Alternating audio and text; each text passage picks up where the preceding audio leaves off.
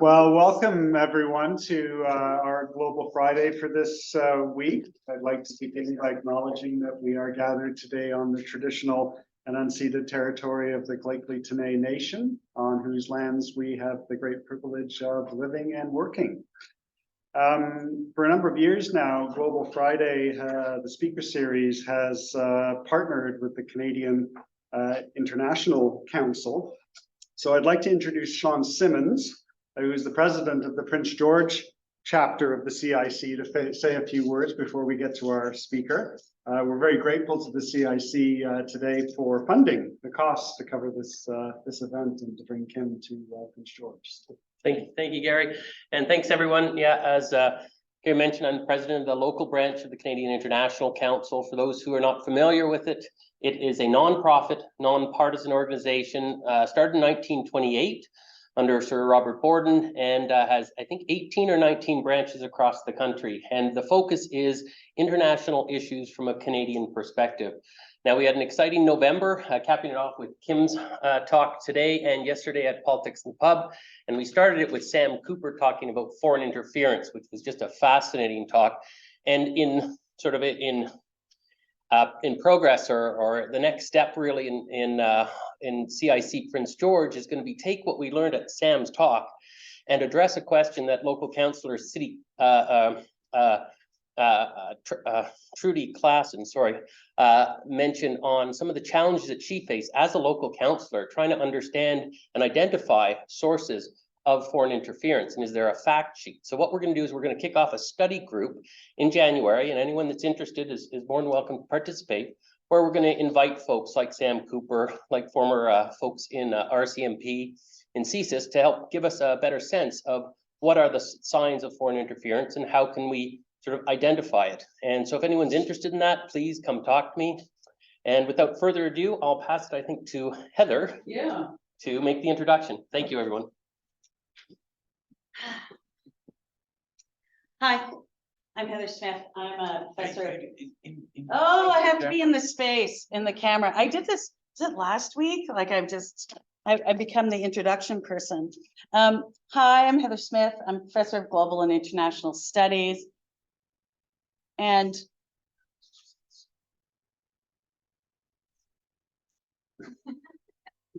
here's my great. We know each other for a long time. It is my distinct pleasure to introduce Dr. Richard Nossal. I'll try to be short. And I just want to say, so he describes himself as a professor emeritus in the Center for International and Defense Policy, Queen's University, and author of a number of books, which he only lists 2, and I think there's probably 9,000. And I tried to bring some of them over from my office, but it hurt my back because there were too many. What I can tell you is that Dr. Nossal is the preeminent scholar of Canadian foreign policy. He has impacted generations of scholars, both in terms of the way he looks at Canada and the world, but also at times, and I said this to him before, but he said he doesn't remember, he's also often a foil for critical feminists and other critical scholars, but he manages it all with great grace. And he has been a mentor, a nonpartisan mentor to both more mainstream and critical scholars throughout their careers, myself included. We first met when I was doing my master's. And throughout my career, he has supported me in a number of very significant decisions. We don't always agree on the politics, but I think we agree on a deep fondness and appreciation and respect for each other. So what I want to say is his book, Canada, which I read fully and has notes. I have to say, I was like, I wonder how it's going to end. Now, when's the last time you read an academic book that you had that feeling about? No matter how good they were. And I was very curious to see the end. And I enjoyed reading it. It's accessible, it's lucid, it's provocative, and he's going to share some of his ideas with you today. Thank you. You're welcome. Thanks so much, Heather, for that very nice introduction. Yes, indeed. We met when Heather was doing her MA. We were at a conference a year or so later, I think, where our table was upset at the conference speaker, and Heather and I tried hard to get members of our table to engage in sort of a little bit of bun throwing, and that kind of approach, I think, represents very much what Heather was talking about. Let me welcome all of you. Thank you so much for showing up. To all those online, likewise, I'm looking forward not only to sharing a bit with you today, but also to get some of your feedback and reaction to the ideas that, as you'll see, are fairly speculative. Let me, and the button isn't working. What's that? Oh, it's a mouse? Oh, you got to do it down here.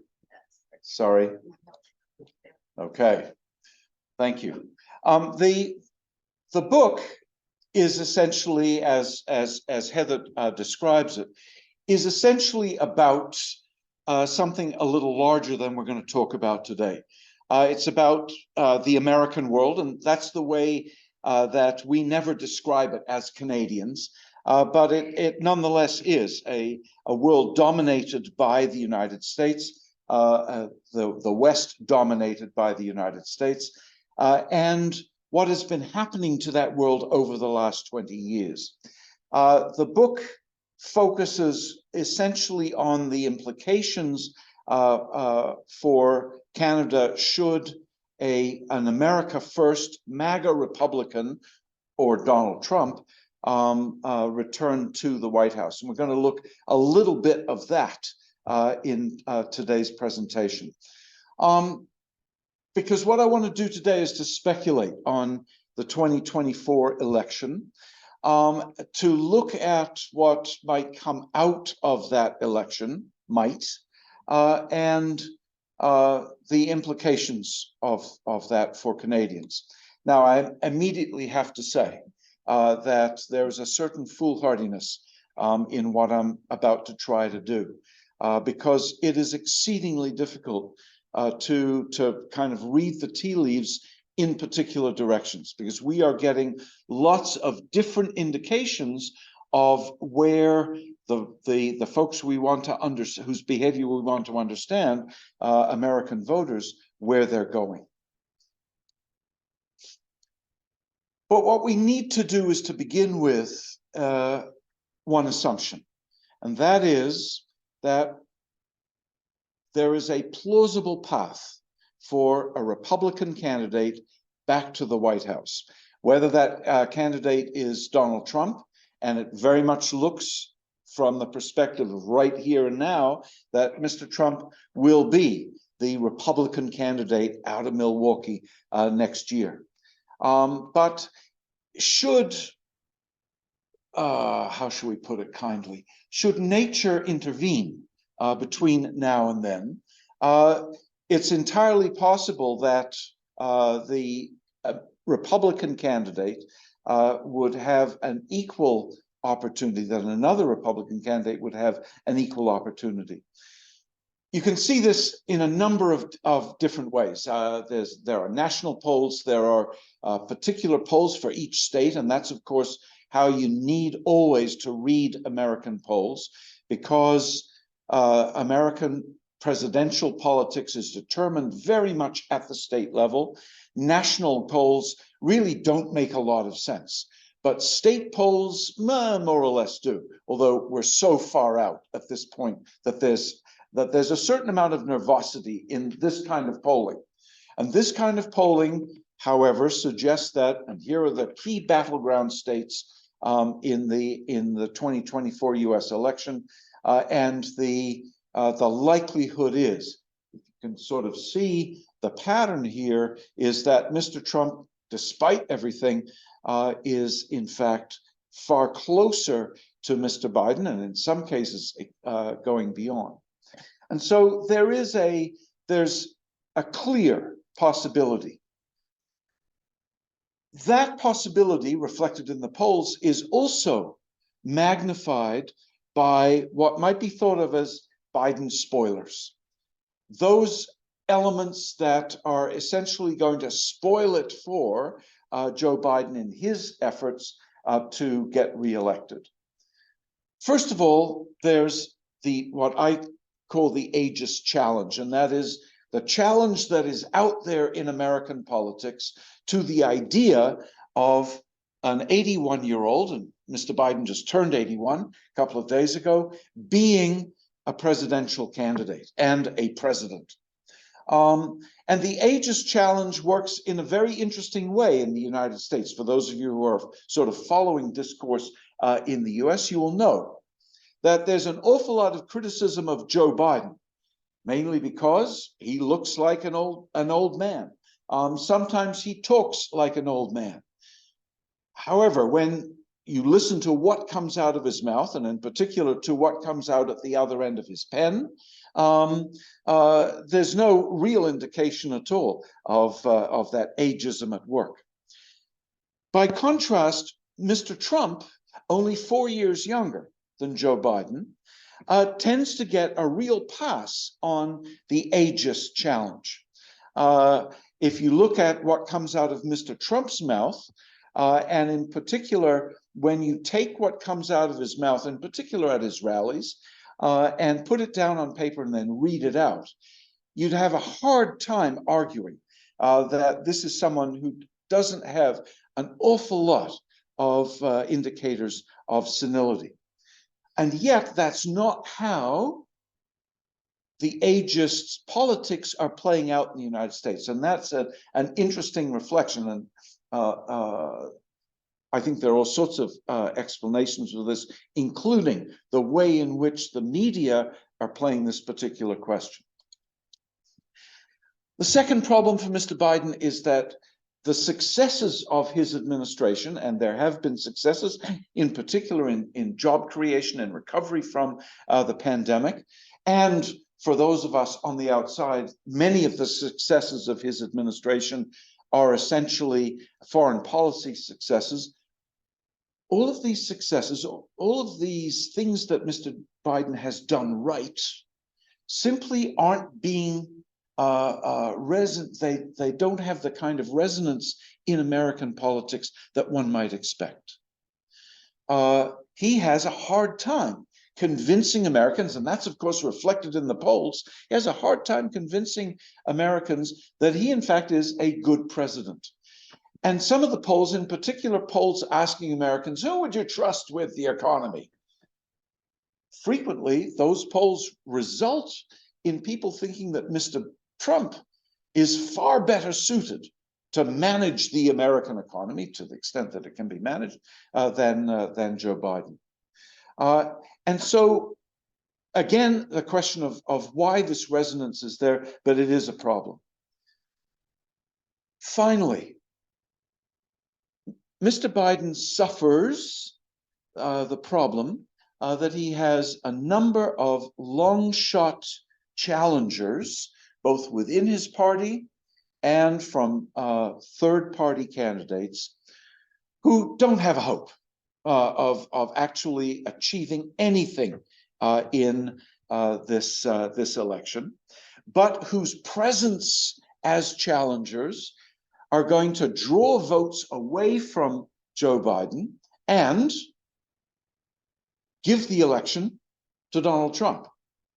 So that folks like Dean Phillips from Minnesota, a young guy, and every time that this Democrat, just a couple of terms in Congress, every time Dean Phillips speaks about Joe Biden, and he says, oh, he's a great president, but he's too old and he needs to pass the torch to a younger generation.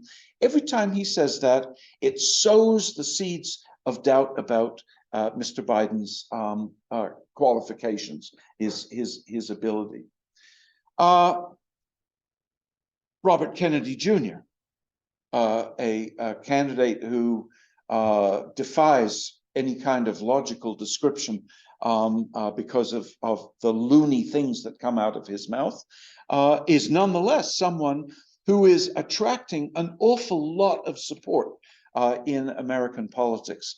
And so that when you look at what Mr. Kennedy is likely to do in the election, it will be, in fact, to draw on the Democratic vote. Cornel West and Jill Stein, the Green Party. West is running as an independent. Stein is running as a Green. Once again, these candidates, they have no hope at all, but they will absolutely draw votes. However, the most potent of these spoilers, these long shot challengers, is something we haven't heard very much about up here in Canada, but we need to pay lots of attention to this outfit called No Labels. No Labels has been in American politics since about 2010, 2011. Up to this point, No Labels, which by their names, you can guess that they are dissatisfied with the idea of being branded either Republican or Democrat. And so they don't want to have a label. Instead, they are the common sense alternative, they describe themselves. And what they are doing for the first time in the last dozen years is now to get into presidential politics. And they are going to launch what they call a unity ticket. They're going to find a Democrat and they're going to find a Republican and run them as a no labels unity ticket. The Democrat that they have in mind is Joe Manchin of West Virginia, who's not running for re-election to the Senate, and Larry Hogan, a Republican, former governor of Maryland.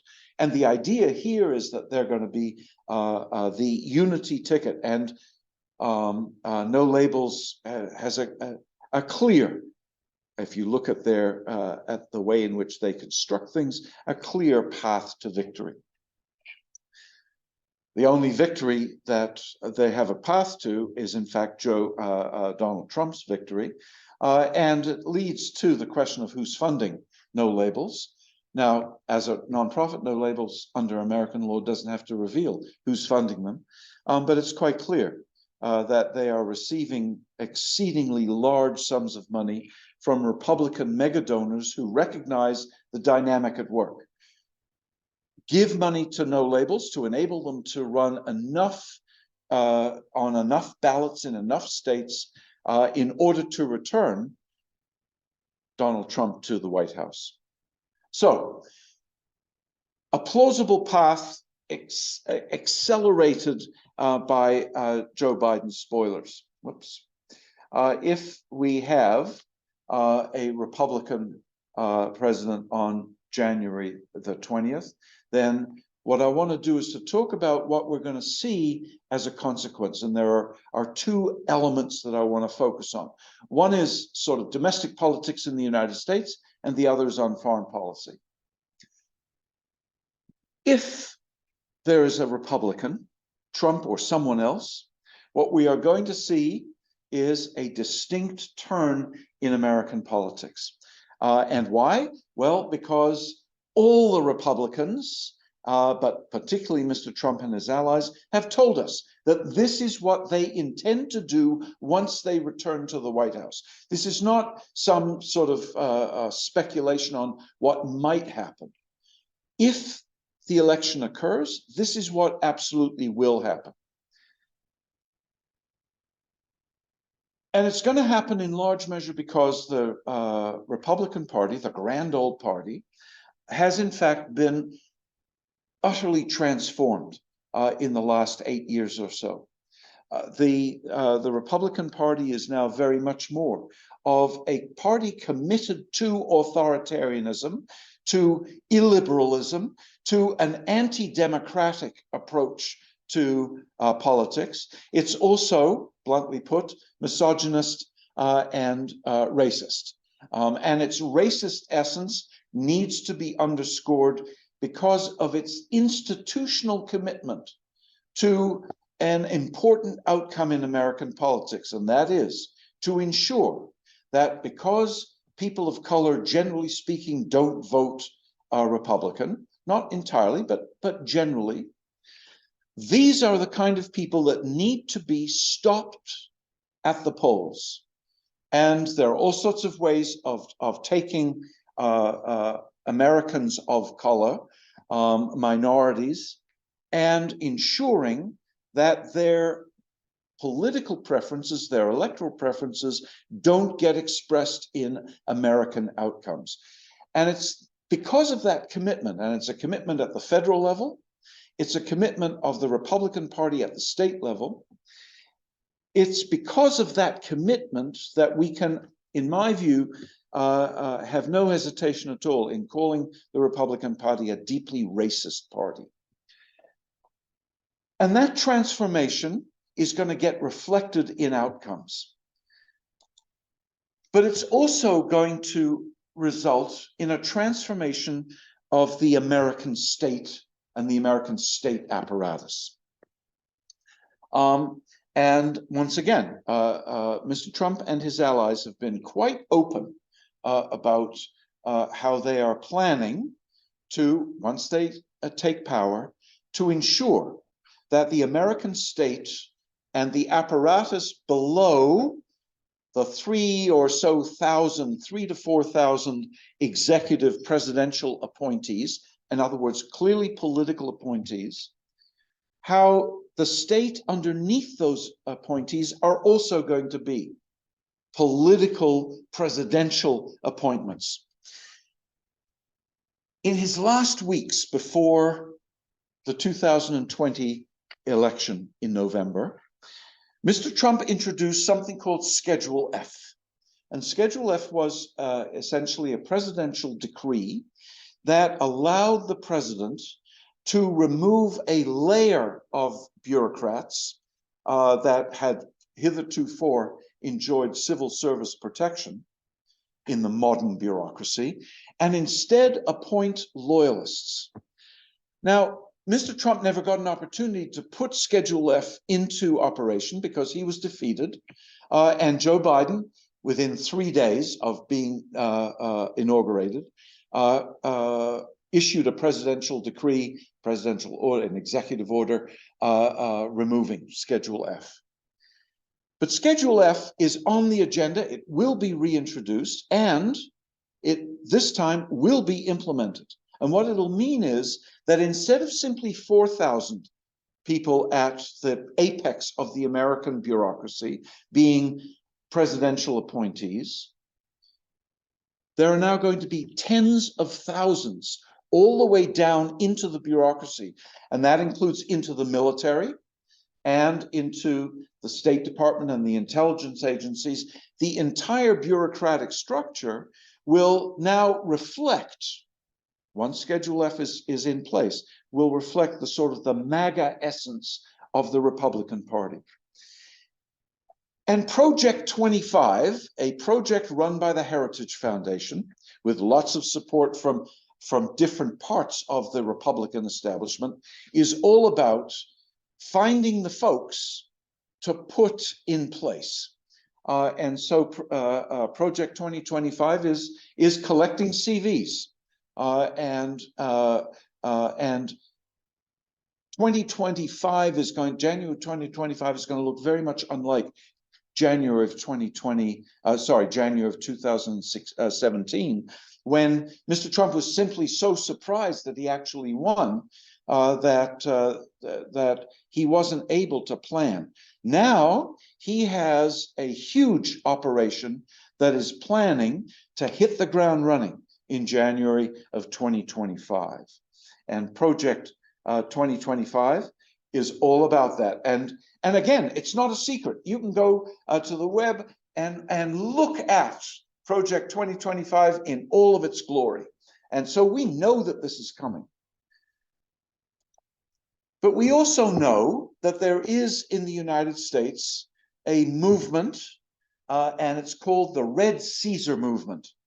And it's the Red Caesar movement is so named because the argument is essentially, according to the movement's enthusiasts, the argument is that American democracy is fundamentally broken, and that what is really needed to fix the broken United States is a strong man, a Caesar figure, who will be powerful enough to assert presidential power and restore the United States to its greatness.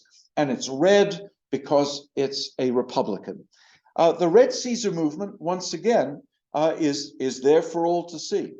It is openly being advocated, and we are likely to see that in place. But there's one other element that I want to focus on in all of these other aspects of the authoritarian turn. And for the first time, what we've heard out of those looking at American politics for the first time is the much more widespread use of the F word. Now, there are a whole bunch of, there's a fundamental division about using the word fascism to describe American politics. Because in the past, critics, especially on the left, of Republican politics, because they have tended to use the word fascism to describe folks like Ronald Reagan or George W. Bush, there has been a sort of an unwillingness on the part of many others to essentially use the F word to describe what we've been seeing under Donald Trump. Now we're getting to the point where Mr. Trump's own words strongly suggest that it's no longer that we really shouldn't be that hesitant any longer to talk about what we're seeing, especially out of his mouth, as fascist.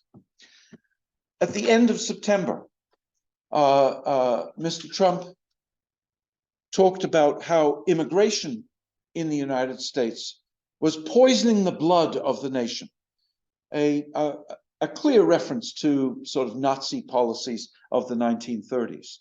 His Veterans Day speech on November the 11th talked about rooting out the communists, the Marxists, the fascists, the far left thugs, the vermin, he said, that occupy our nation. Now, to describe other Americans, some other Americans, as vermin, once again, is not only a clear reference to the fascist movements of the 1930s, both in Germany and in Italy, but we all know what the process of dehumanization involves. And so when Mr. Trump uses that word, and it's important to recognize, this wasn't a word that he was just sort of riffing off the way he does in his rallies on an ad lib basis. No, this word appeared on his teleprompter, which means that someone had actually written it as part of the speech and loaded it up, excuse me, to be delivered in this way. The fact that Trump has used those words, the fact that he has advocated for the for the execution of General Milley, the former chairman of the Joint Chiefs of Staff, the fact that he has promised to use the Department of Justice to put many of his opponents, political opponents, in jail. All of this suggests that the authoritarian turn is in fact what Mr. Trump has in mind, and indeed, it would almost be appropriate to talk about a fascist turn. Excuse me. So that's domestic politics. In foreign policy, what we're likely to see is the return of what the Economist in 2018 referred to as Mr. Trump's wrecking ball operation in American foreign policy, essentially taking all of those things that had been pursued by American presidents up to 2016 and essentially seeking to wreck them. There are three aspects that I want to talk about. The first is global trade. The second is global governance.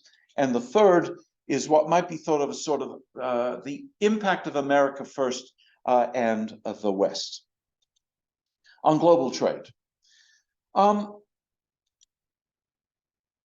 Mr. Trump liked to describe himself as a tariff man. And this nicely reflects his particular understanding, flawed as it is, of the nature of international trade.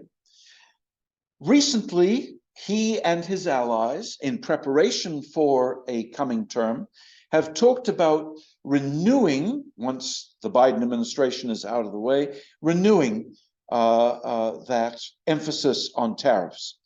And so there is, for example, a plan to put a tariff of 10% on every single thing that comes into the United States. And as you can imagine, when anyone looks at what a huge impact a 10% tariff would have, you get these sort of pants on fire headlines from places like The Economist and Vanity Fair.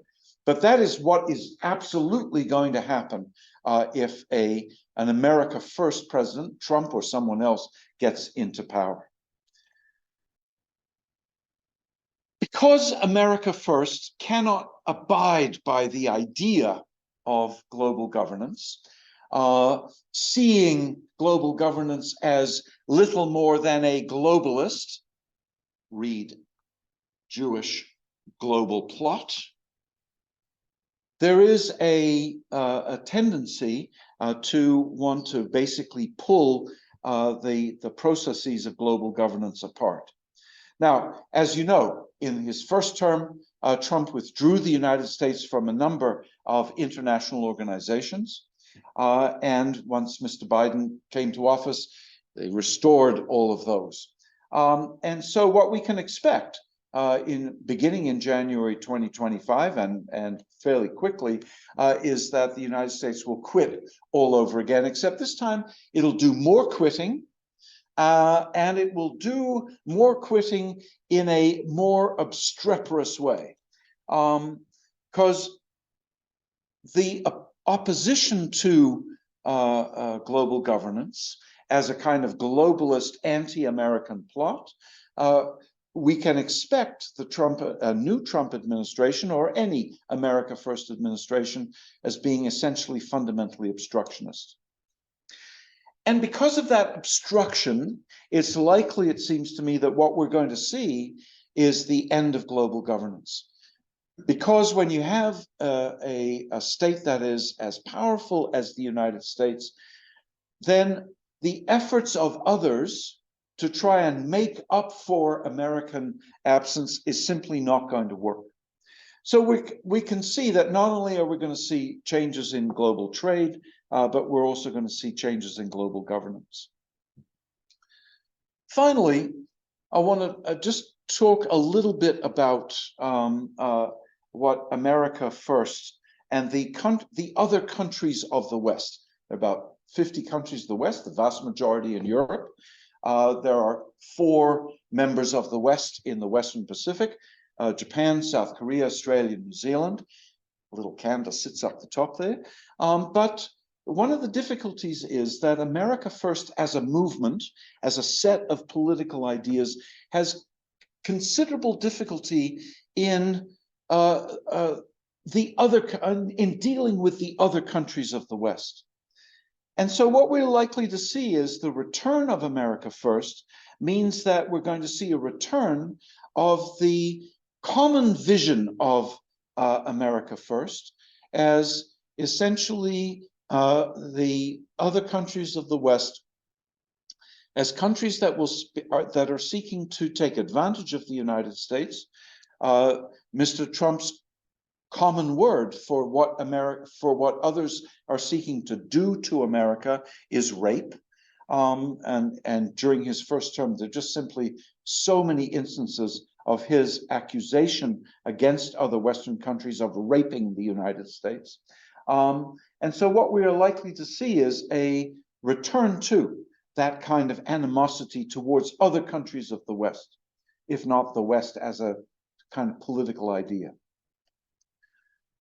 First of all, it's likely, and I put a sort of question mark here, but It's likely that Mr. Trump will abandon Ukraine. He's promised that the first thing he will do is solve the Ukrainian problem in 24 hours. And that's actually very easy to do. What the president has to do is to call Vladimir Putin to essentially give whatever the Russians already have of Ukraine to Mr. Putin and basically simply withdraw.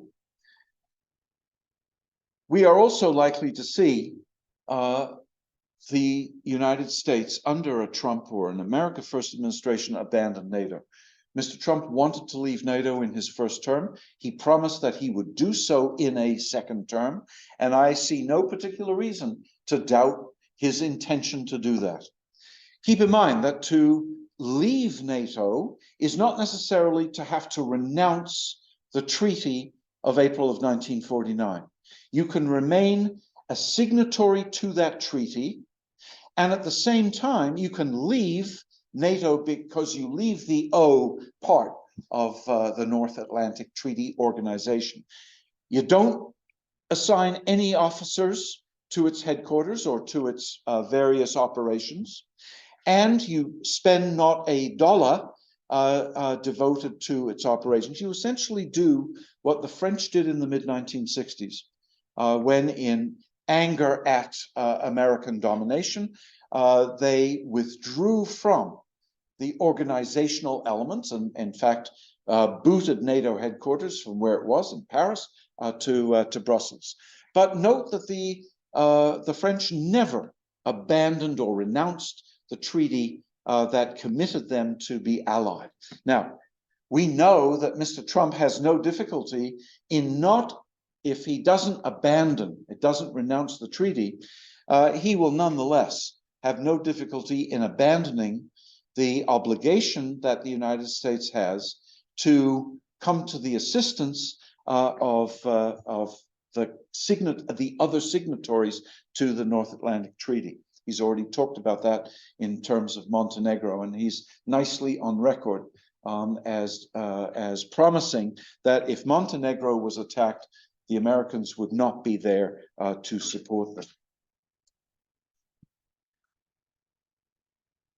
The likelihood that the United States under a Trump administration would abandon NATO and the Europeans, we can see a similar kind of context, similar kind of process on the other side of the world. Right now, a Trump administration, like a Biden administration, is keen to robustly oppose the rise of China. And challenging China is very much part of American policy, and that American policy would be embraced by Trump, as it was in his first administration. That China challenge was taken over and accelerated by Biden. We can see an initial acceleration on the part of a Trump administration.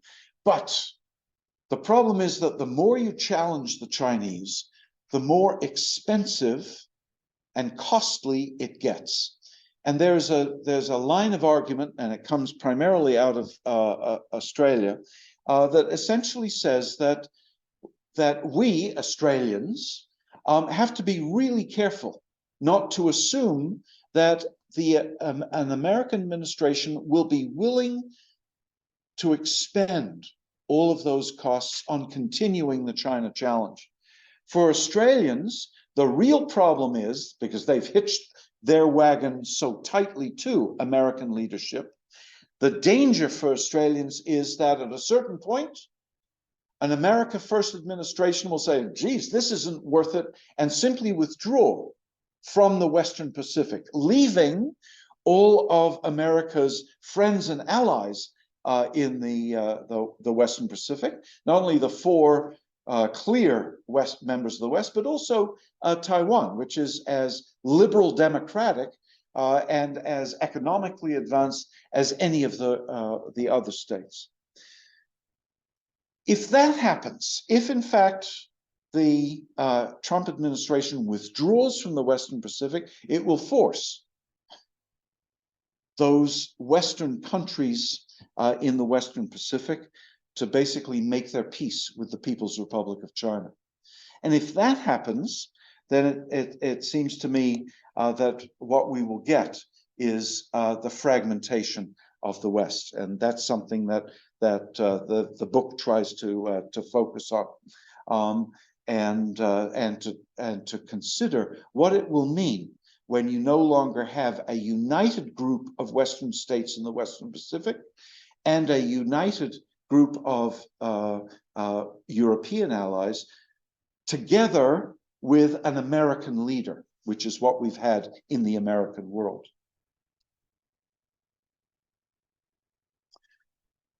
Because what we might get is, in fact, a greater unity on the part of the European states and fragmentation of those in the Western Pacific. Now, the implications for Canada.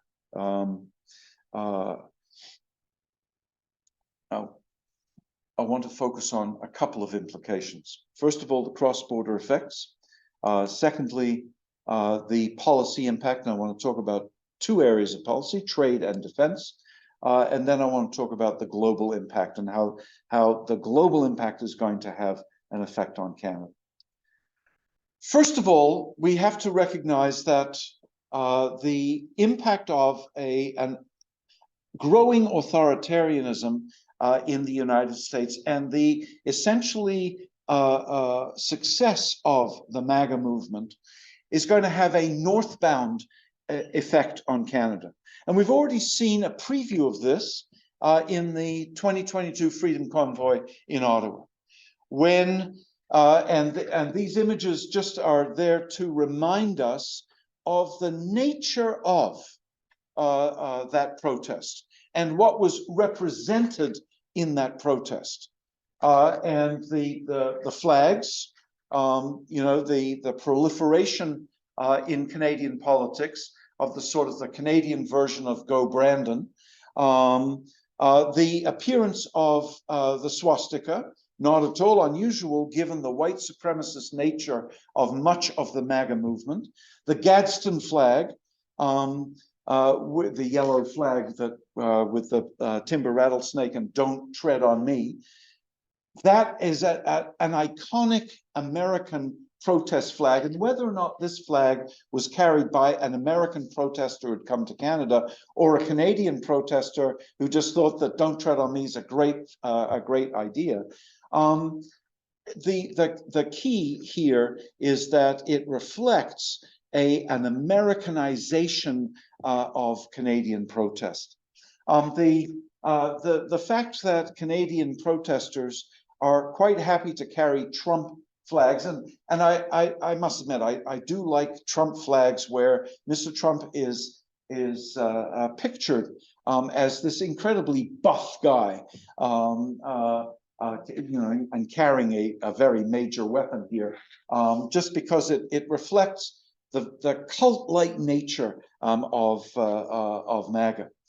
The Trumpification of Canadian politics is something that I think we have to absolutely look forward to. But there are also going to be what might be thought of as southbound effects.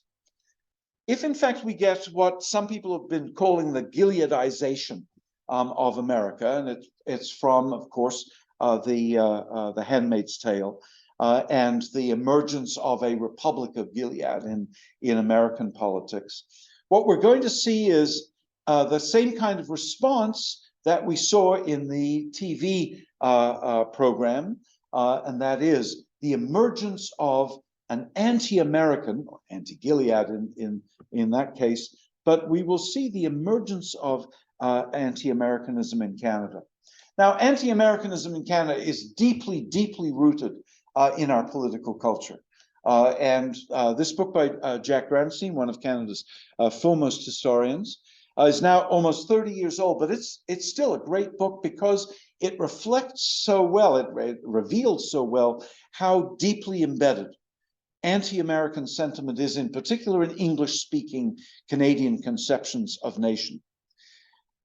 But when Canadians, in particular English Canadians, get anti-American, one of the serious consequences is that it befouls our relationship with the United States. And if in fact there is a president in power who has skin as thin as Mr. Trump, it's likely that Canadian-American relations in an era of increased anti-Americanism are going to be significantly more problematic. And that's going to have an impact. It's going to have an impact on trade because Mr. Trump will have no hesitation at all in imposing punitive tariffs on Canada and Canadians. We can already expect that beginning in January of 2025, if the Prime Minister of Canada is still Justin Trudeau, we can expect that form of punishment to begin almost immediately. Why? Because Mr. Trump has announced already that he's in revenge mode, and Mr. Trudeau, he has a serious hate on for Mr. Trudeau. So we can expect that as an outcome. We can also expect that there will be all manner of retaliatory and punitive tariffs imposed on a variety of Canadian goods. That, I think, there's no question mark there. We also there'll also be an impact on Canadian defense policy. And the argument here is essentially that the Trump administration will be as unhappy as it was in his first term with Canadian spending on defense. But this term, the second term in office, will be marked by a desire to ensure that Canadians spend much more to be able to contribute to the projection of American power globally, initially across the Pacific, but also in the Arctic. And so that while Canadians traditionally in the Cold War and post-Cold War eras spent as little as we could get away with on defense, we need to recognize that there's going to be much more pressure from an America First administration to spend more on defense. Finally, the global impact. This is just an economist cartoon rendering the kind of world that Canada is going to be facing. The end of global governance, if it comes to pass, is going to have an impact on Canada in the context of climate change and the difficulty of mounting. I mean, we're already in a difficult moment. It'll become even more difficult. Establishing the rules of global trade. That will become even more difficult than it already is under a friendly internationalist administration. Global rules on cyber. And particularly in a Canadian context, the governance of the Arctic. We've seen global governance in an Arctic context. We've seen how that has been basically problematized by the expulsion or the withdrawal or both of the Russian Federation from that. If in fact we see the Americans withdraw, which they're likely to do, and the Europeans get much more unified, that's going to have an impact on how the North, the Arctic area, is governed.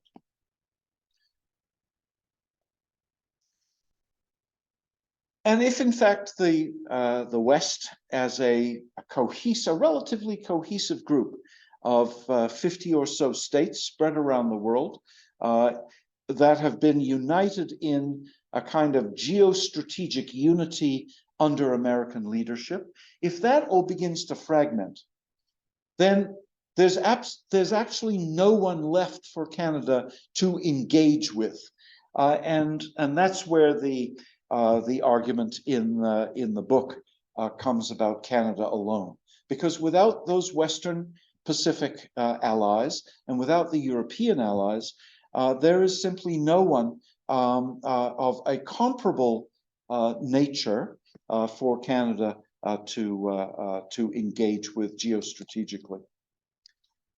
So finally, the question of whether or not we're ready for this.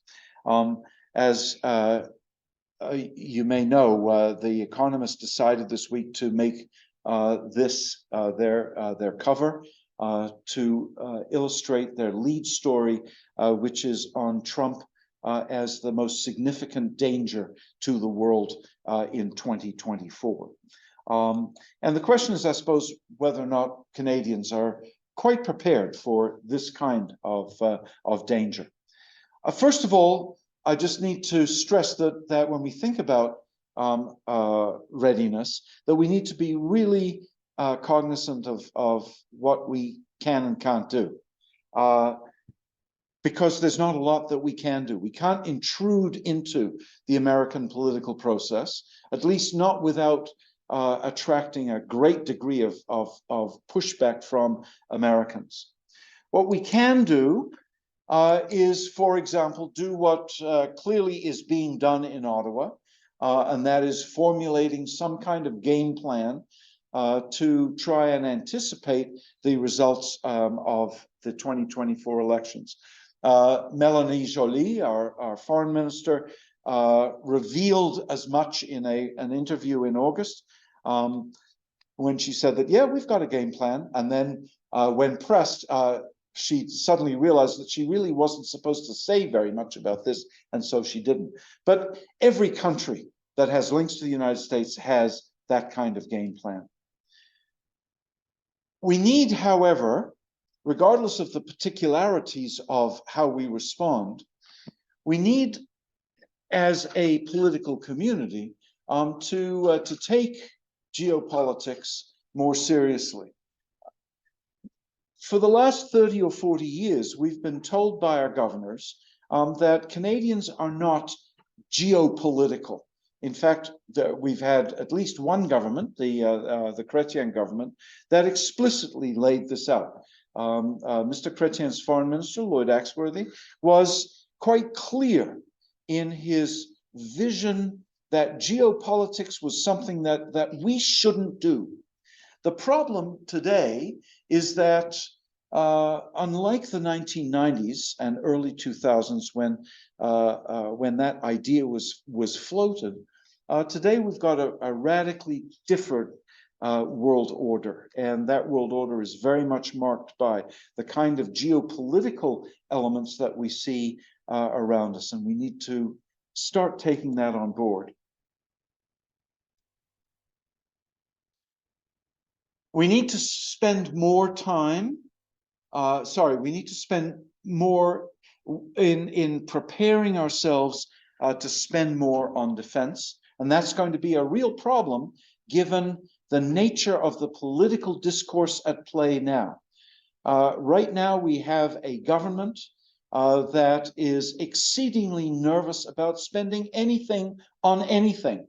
And what we need to recognize is that any Canadian government, beginning in 2025, actually, regardless of whether or not Trump gets in, but more so if Trump gets in, that Canadian government is going to have to spend a huge amount more on international affairs than we have, and yet we're in a situation where both government and opposition are transfixed by the idea that any spending by government is a bad thing, and that's going to be a problem. Finally, we need to start a conversation about international affairs. In my view, for too long, we just haven't been talking amongst ourselves. Instead, what we have are political parties that perpetuate a largely outdated and hugely mythological view of Canada in the world. And without advocating for a different kind of future, not clear on what kind of future, but what we need to do is to go beyond that and to start talking about what we as Canadians, as 40 million people, can actually start doing in global politics in the 20s and 30s. Okay, I've gone far too long, so one concluding thought. I've spelled out a rather nasty, depressing, and dysfunctional dystopian future. However, it's really important to recognize that what we're talking about here is something hugely contingent. The threat to Canadians that is so clearly posed by Donald Trump and by the Republican Party and by any Republican administration is going to be hugely contingent on what Americans do.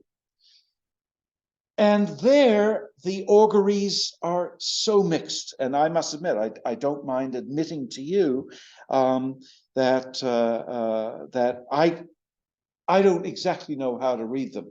You read the election results ever since 2016, and things look like one way. And you look at the 2022 midterm elections and you go, hey, Americans are finally coming around to seeing just what kind of a danger Trump and the Republican Party poses. And yet, for every positive, there are all sorts of negative sets of tea leaves. And so a lot of this hinges on how Americans behave. And in that context, I suppose that it would that I would like to be optimistic. And in this, as those of you who've read the book know, I quote my thesis supervisor, a guy who was a Canadian diplomat in the 50s, and turned to teaching, was my supervisor in the 1970s. And John W. Holmes was resolutely optimistic about Americans. And his view, he died in 1988, his view, I'm sure, when he looks at the threat posed by MAGA world, would have been, relax, Americans will get it right. And so I must admit, with that idea, I leave you with an optimistic sense. And that. So I'll just take questions. Yeah, we have time for questions. So Now, are you gonna do the I'll online stuff? The, Hi, online. You'll get a chance. yeah, for folks online, if you have questions, you can put them in the chat or in the Q&A, and we'll monitor that. Okay, you do that. Yes. Thank you very much. I remember as an undergrad taking Canadian history, the famous secret that holds up the dots. And especially in, I mean, that might be true also in the United States, what we're seeing is a widening generational gap between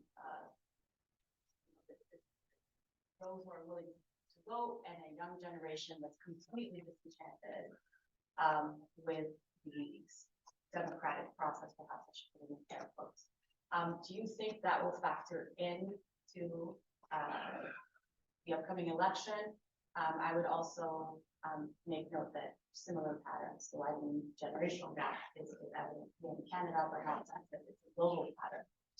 Yeah, I must admit, I don't know whether it's a global pattern. I do know that in the United States, there is a generational effect at work. It's not necessarily exactly the kind of generational effect you're talking about, but it's quite clear that in 2020, Mr. Trump drew the bulk of his support from the Q-tip crowd, older folks. And Mr. Biden, and Mr. Biden, by contrast, drew his support from a younger generation. Fast forward that 4 years, and you're likely to see, first of all, just simply the effect of time on the size of that older crowd, number one, and the movement of that younger crowd. Your question, your comment about the unwillingness of folks to vote is not just simply a generational one, although it's most marked. I mean, it's to me, it blows me away, to be quite frank, that there are, in 2022, there were 240 million Americans eligible to vote, and precisely 110 million of those actually voted.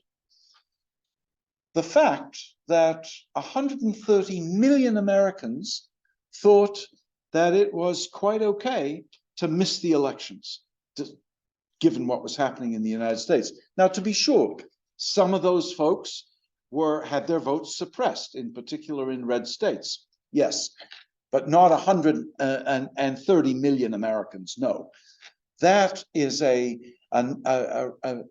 simply a reflection of the kind of the deep apathy that allows American electoral outcomes to look the way they are. I agree with you that the 2024 election will hinge hugely on what that new generation of Americans coming into eligibility, how they will vote. And the polls, regardless of whether you want to leave them for dogs, the polls are not telling us very much about how that younger generation is going to vote. What we do know, and happily so, is that the sort of the over 65 crowd, addicted to Fox, addicted to being permanently whipped up into an angry froth, those folks are dying out. And indeed, there's a common theme in American discourse on this is that the cult-like nature of MAGA and Mr. Trump is only in fact going to be resolved in American politics through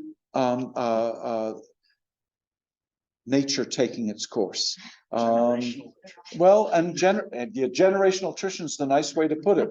But essentially, the idea that all of those folks who are so turned on by Mr. Trump, and we need absolutely to recognize that, and it has, from my humble view, it has nothing to do with economic anxiety, which is the sort of the commonest way of understanding the Trump phenomenon. My own view is that because so many Trumpies are essentially very well off relative to, let us say, a traditional working class, I just don't buy the notion that MAGA is a working class movement. I don't see much evidence of that. And in particular, January the 6th, there's been really some interesting work done on the folks, excuse me, arrested and convicted, and on their socioeconomic backgrounds. And anyone who wants to argue that January 6th was a result of sort of the working class rising up and no longer being interested in being ignored, it just simply doesn't track. So. Could I, when you get a question from the audience, could you repeat the question? Because people online won't be able to hear the question. Oh, okay. All right. Are we doing someone online? We have one online. Yeah, let's go there. Okay. So are you going to read this out? I will, yeah. I can do. You can all see it rather than me demonstrating my reading skills. So how should Canada see itself in future geopolitics? What will be the long-term strategies to ensure that Canada is not jeopardized by election results from a particular country? Yeah. Scary cheating.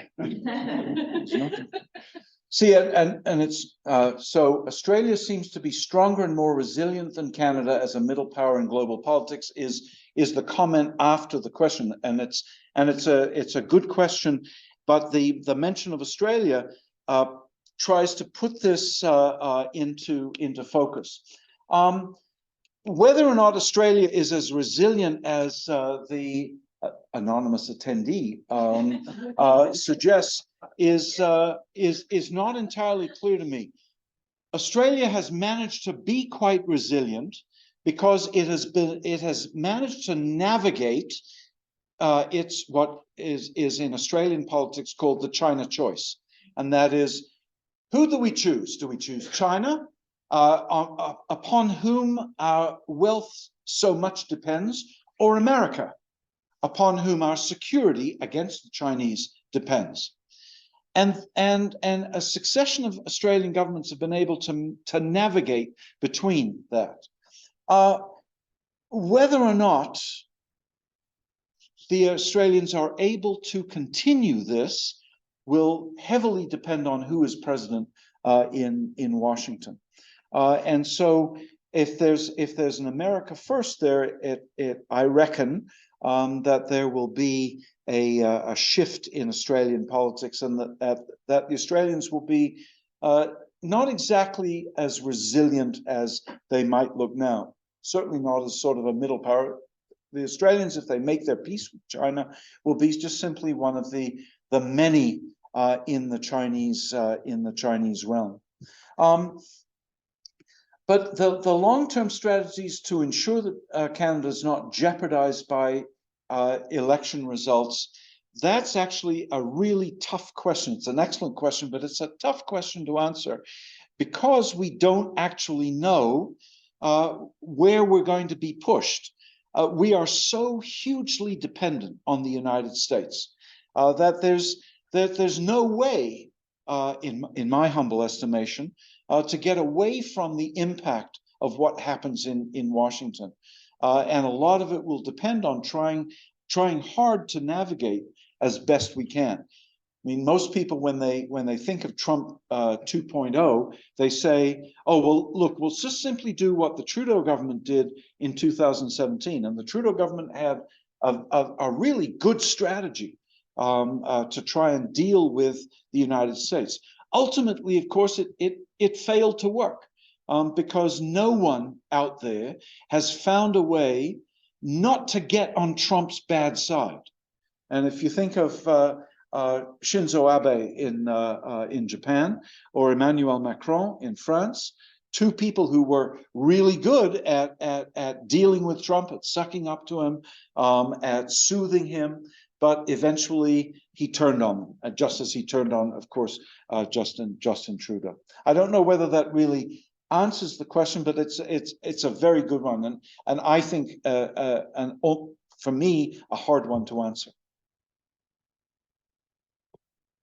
We'll take a question from the audience. I have a question. Oh, Luna?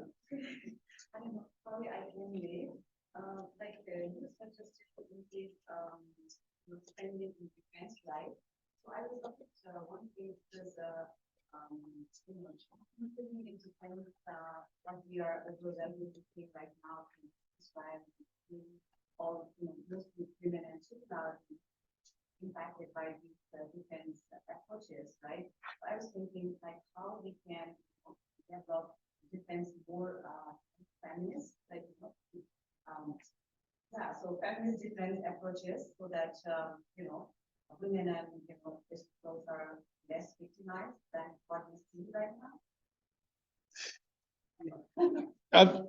Absolutely, but I think that what one needs to recognize is that notions of feminist defense policy, kind of like notions of feminist foreign policy, depends heavily on the broader environment out there. And it's not to suggest that you don't try and do that you don't try and take a gendered approach to what the impact of your policy decisions are going to be. But I think you have to recognize that the kind of approach that you're talking about depends heavily on a willingness of others in the system to reorder their behavior, since you don't have the capacity simply to impose your particular set of preferences on an environment out there. And I mean, you mentioned this in the context of the war in and around Gaza, and that, it seems to me, is a rather different perspective than what, or a different focus than what I've been talking about here, which is essentially defense that is created, or defense policy that is created for something very much broader and more geostrategic. The question of whether or not those who are contributing to Israeli defense should do what the Biden administration has sought to do, which is to temper Israeli responses. It goes to some of what you're suggesting. I would never describe the American efforts to temper Israel as sort of a feminist defense policy at all. But it is tempered by, or sorry, the efforts to temper are quite clearly driven by a concern about civilian casualties. I don't know whether that really.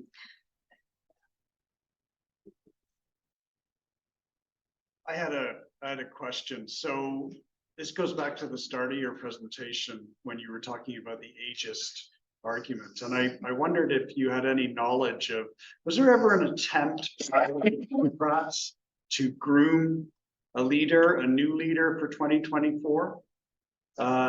To essentially make Joe Biden a one-term president and put in place, a candidate that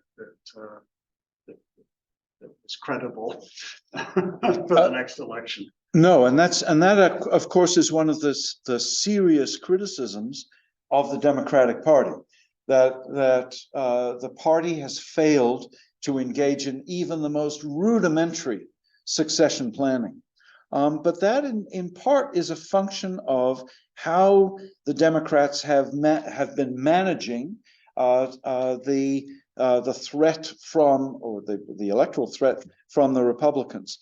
I mean, Joe Biden emerged out of the 2020 primary process as someone that everyone everyone on the Democratic side agreed would be the best shot against Trump.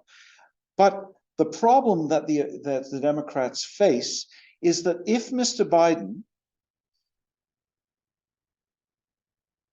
withdrew, if in fact he had said, well, I've done my job, I've defeated Trump, I've laid the groundwork because of my various legislative initiatives for a successor, what's the logical problem? The logical problem is that if Mr. Biden withdraws, then Kamala Harris is the nominee. She's the vice president, and there is a naturalness to selecting her. Now, it is possible, I mean, in a sort of an ideal world, if Mr. Biden had said, I've done my job, and Kamala Harris said, and me too, I have served as Mr. Biden's vice president. I came into office with him. I will leave office with him. But we know that Kamala Harris, that Ms. Harris, doesn't have that willingness to withdraw. And for the Democrats, that's a real problem, because the United States is simply, bluntly put, too misogynist and too racist to even conceptualize a woman as president. And their experience with a black as president, well, you saw what the response was of that. There was a huge increase in overt racism against both Michelle and Barack Obama. And it is likely that if Mr. Biden withdrew and Kamala Harris was the Democratic nominee, then Mr. Trump would absolutely win, hands down, no problem at all. Even if Ms. Harris withdrew with Mr. Biden, it's now too late. The Democrats have left it too late. They've depended upon their old folks, Biden, Schumer, Pelosi. Their folks are just simply too old. I mean, Dean Phillips actually has a good argument. I mean, he's 51. He's the sort of the logical next generation. He's got a great argument. The difficulty is Do you really want to make that argument when Donald Trump looks as though he's going to be taking over? This is where I find the sort of the parade of losers running against Biden is exceedingly dangerous. But We have another question online here. Suppose the Conservatives under Polyev win the next federal election in Canada. Do you think that would result in more Trumpism here or reduced likelihood of anti-progressive retaliation? okay, the question of Mr. Polyev winning in 2025. My own view is that the tea leaves on Mr. Polyev's MAGA genes are too difficult to read. There are times when he reveals himself in particular ways that might lead one to say, "Oh, we've got someone MAGA in the making," and certainly many Liberal MPs are happy to paint him in that way. I must admit, I'm very much less certain about his MAGA elements. There's no doubt that he's a sort of a difficult person and loves to pounce, as he did the other day on the question of the so-called terrorist attack in Niagara Falls, and his response to being criticized for that reveals a particular aspect of his personality. But I haven't heard Mr. Polyev hasn't really articulated very many policy positions, but there's little that I've heard that suggests that he is in the mode of a real MAGA type, and so I'm not entirely sure whether or not Mr. Polyev, because he's on the conservative side of politics in Canada, would get on better with Mr. Trump. Although, I mean, you can't really call Trump a conservative. That's the real problem. That the present GOP and the Republican America First movement is not a conservative movement.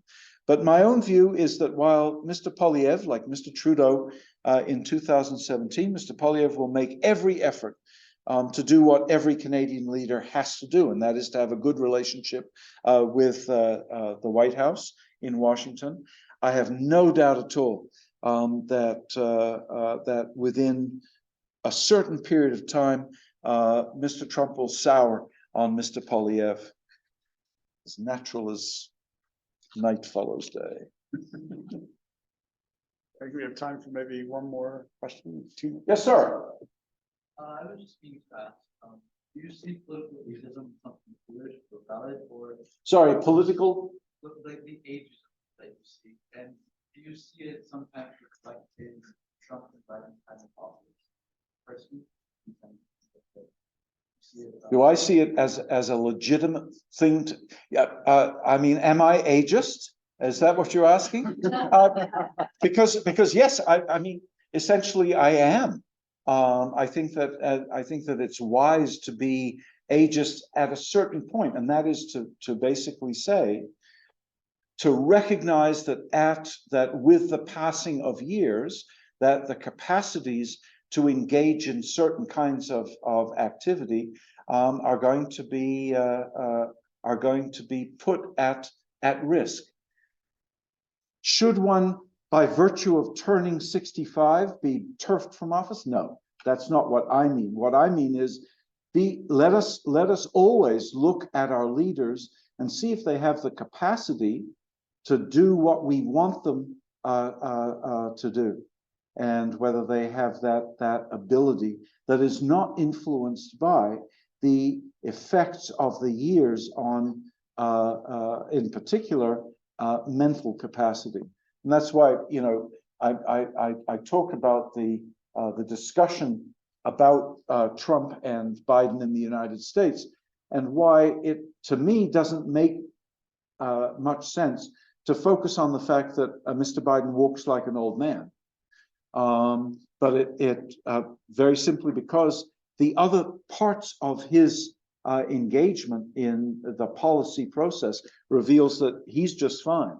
By contrast, not that Mr. Trump is any sort of 77-year-old athlete, but what comes out of Mr. Trump's mouth does cause me concern about whether or not he's got the acuity to do the job of president. That's what I mean. Essentially, it's probably a misuse of the notion of ageism to describe it the way I have. I think we'll just take one last question online here. So many countries are ditching the US dollar since the Biden administration. What are your thoughts on de-dollarization? Will it lose its hegemony over the US? Look, there is no widespread movement away from the dollar as the world's reserve currency. There may be in the future, but it's not happening now. What we've seen is because of the war in Ukraine, because of the sanctions against a number of folks who are opposed to the United States, we have seen particular movements in the global economy, the movement of certain kinds of goods transacted using other currencies. But I don't see a generalized movement on that score at all. So I would essentially say that the strength of the dollar as the world's reserve currency is there for a while. Now, it may well be that if in fact the United States continues to have difficulty organizing itself, as we've seen, and in particular if there are government shutdowns or failures of the debt ceiling and that sort of thing, then people might in the future lose faith in the dollar. But I don't see any evidence of that right now. All I see is people who want to buy or sell oil will now, in order to get around American and Western sanctions, denominate that in using other currencies. There's Just a definitely quick one. We need to. I'll do it very quick. That's right. I just, do you see reactions in Canadian politics to choices that are being made in the United States? So what are the choices that Canadian voters are making in response to how Donald Trump was acting? Are there choices? Do you see that Canadians are voting because Barack Obama was voting? And how would you expect that to impact Canadian voters? That's a really good question. I, to be frank, don't have an informed answer, because it's not clear to me that what we're seeing in the Canadian context is being shaped by Canadian perceptions of the United States. It's true that there are certain political actors in Canada who think that they see the positive benefits of using American style activities or actions, behaviors, to make their point in Canadian politics. So, for example, just the one example that I find Canada-wide, not so much in Quebec, but certainly in my hometown and in other places, is the proliferation of the Fuck Trudeau flags, right? I mean, that is, what's that? Well, okay, yes, I guess. But there is a nice example of where there are some people who think that is an appropriate response. Whether or not that's going to actually impact their votes in October of 2025, not at all clear. My strong sense is that Canadians, when it comes to Canadian elections, are going to be very much more insulated from those broader elements. I mean, I'm not sure whether Canadians, when they walk into the polls, say, well, this is how my sort of friends and family in the United States voted, therefore I'm going to go that way. No, I don't get that sense. Well, thank you very much for your fascinating, candid insights into American politics, American foreign policy, and the implications for Canada. Thanks, sir. Yeah, please join me in thanking. Thank you very much. I hope that everyone is inclined to be a little more optimistic. Thank you. Thank you very much. I'm just going to pass it over to Dr. Farhan to announce the next Global Friday speaker.